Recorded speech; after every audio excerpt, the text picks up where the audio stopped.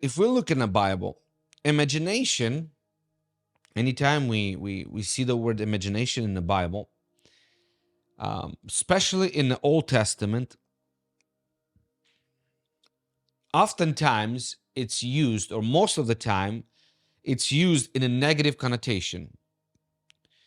For example, in Psalms, I think 2 says, why did enemies of the Lord have imagined a vain thing?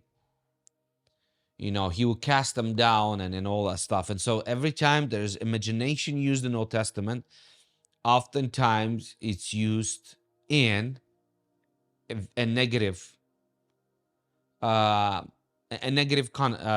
context. But what does the New Testament say about imagination?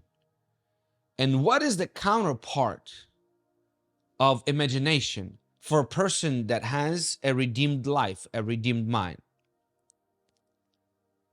And I find that the New Testament talks a lot about hope. And when I study hope and when I look at definition of hope, hope is the New Testament counterpart for imagination. Again, hope is the New Testament's counterpart for imagination. Imagination and hope have the same definition. Imagination is imagination is the word in the Bible that uses to describe unregenerated and negative imagination. Hope is the way New Testament writers refer to our positive imagination. If we look in Romans chapter 8, verse 24, 25, actually so many scriptures, I'll just share a few with you. Romans 8, chapter 8, verse 24 to 25 says this, for we are saved by hope, but hope that is seen is not hope. You see what he's talking about? Hope that is seen is not hope. For what a man seeth, why doth he yet hope for? But if we hope for that we see not, then we do with patience wait for it.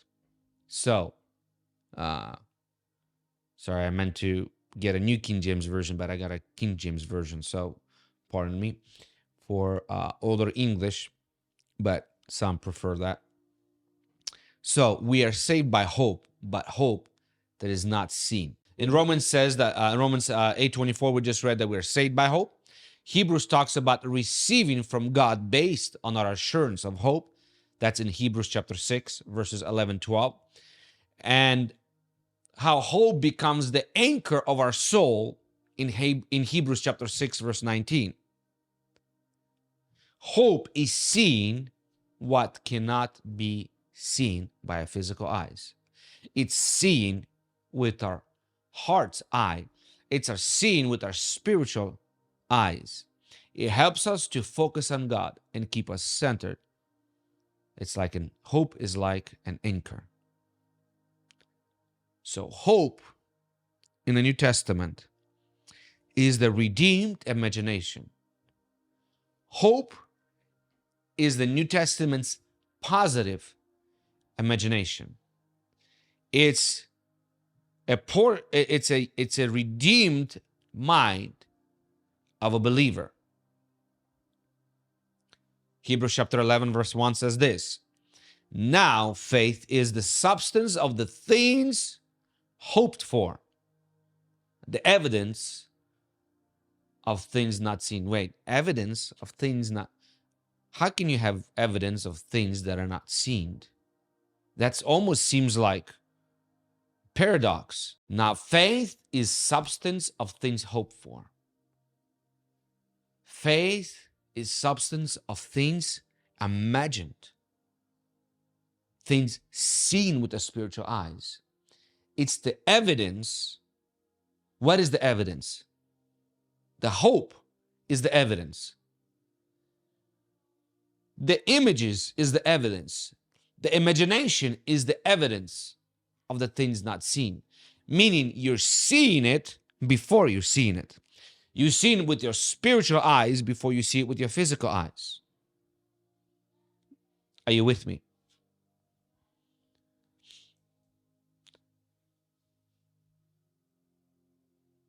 Faith gives us substance for what we hope for.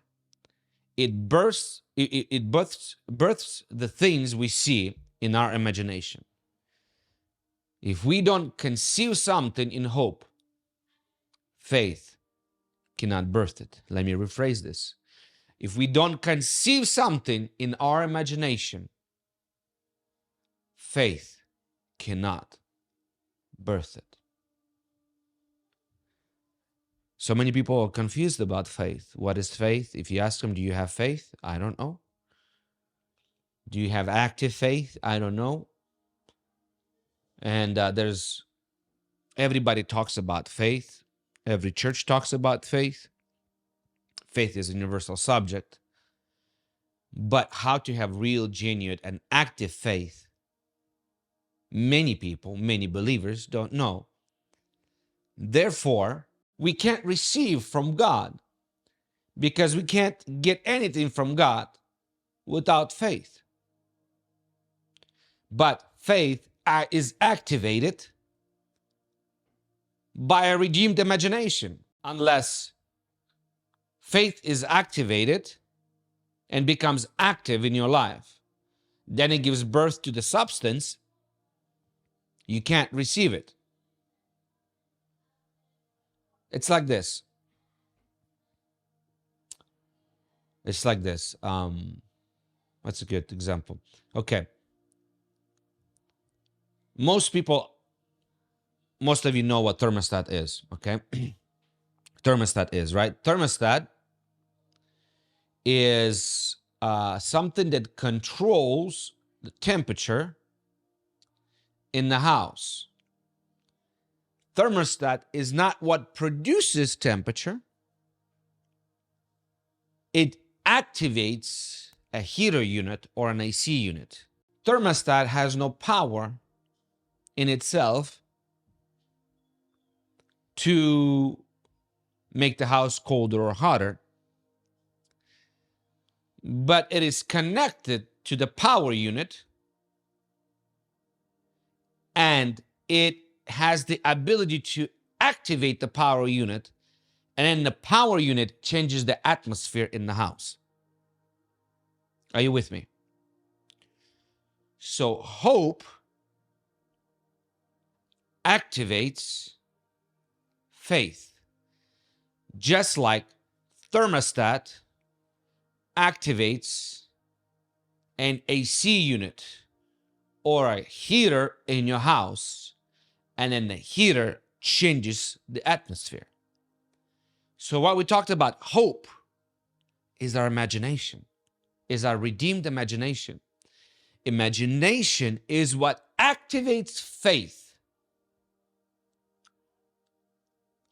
And faith gives birth to a new situation. It changes the situation. Faith unlocks the possibility. But without imagination activating faith, we will not receive the results of faith. We will not see the changed atmosphere. We will not see the changed life. We will not see the miracle we're believing for. We will not see the healing that we are believing for. We will not see the breakthrough we were believing for. We will not see God using us in the way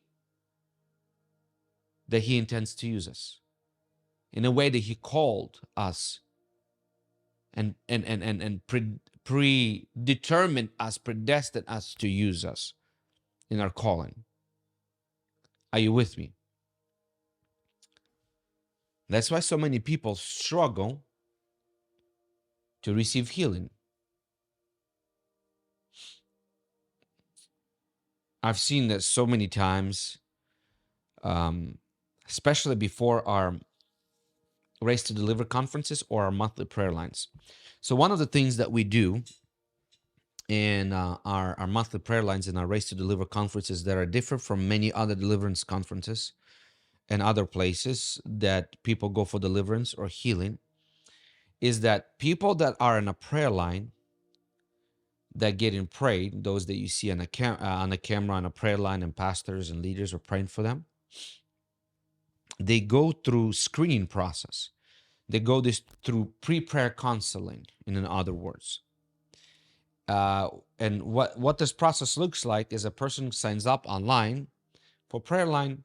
They come, they sit down, they come before the service at the appointed time. They sit down with one of our prayer counseling, and our counselor, or our leader, part of the counseling team, they ask them questions like, what are you here for?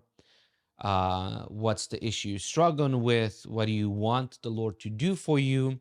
What are you expecting the Lord to do for you? And here is where, if you've done enough of those, and you actually just need to do one, and you can begin to tell already which people will receive from the Lord and which won't. I know it's kind of crazy, actually, but it's scriptural. In the Bible, it says that Paul was preaching the gospel. I believe it's in Acts 9 or 8. I don't remember. And there was a crippled man, and Bible says that Paul saw that he was ready to be healed. He prayed for them and he was healed. Wait a second. How did he see that? Because there's something about those people that are injected with hope and have a proper imagination that activates their faith. So when we sit down with people, we talk about, we ask them about the problem, and person begins to explain the issue. Person begins to explain the problem they're struggling with, the sickness, the nightmares, the setbacks, and all kinds of things. And then we ask them, what do you believe the Lord's going to do for you? And this is where people oftentimes don't even know what to answer. You think, hey, you came to a prayer line for deliverance. Your answer should be like, I believe that the Lord is going to deliver me today, and I'm going to leave this place a changed man, a changed woman. Oftentimes what we get when we ask people, what do you believe that the Lord's going to do for you? And then they go, well, I have this problem and I have this pain and I had this for many years, and I don't know. I'm just hoping that maybe you guys pray for me. I'm like, yeah, we will pray for you, but what do you see God doing for you? What do you believe that God's going to do for you? And they don't know what to answer. Or when they have sickness in their body, what do you believe what do you believe God's going to do for you? Well, I don't know. Maybe I'm hoping maybe I can, maybe be healed. And so you understand that this person, they're defeated in their imagination. They're not only sick in their body, but they're sick in their mind. They're sick in their imagination. They see themselves sick. And there's other people that we meet and we talk to them, and we ask them, what do you believe that the Lord's going to do for you today? And they say, I know that today is my day. I am convinced that after this prayer line, this issue is not going to be my issue. I'm going to get a breakthrough. I'm going to get healed. My marriage is going to get restored. I know. And that is imagination that is redeemed. Redeemed imagination. That is that hope that Hebrew chapter 11 speaks of, that faith is the substance of things hoped for. This person has activated their faith by their imagination, by their hope. Hope is imagination for a positive outcome. In their mind, they see themselves walking out of hungrygen church, out the prayer line, healed, set free, and delivered. And they do.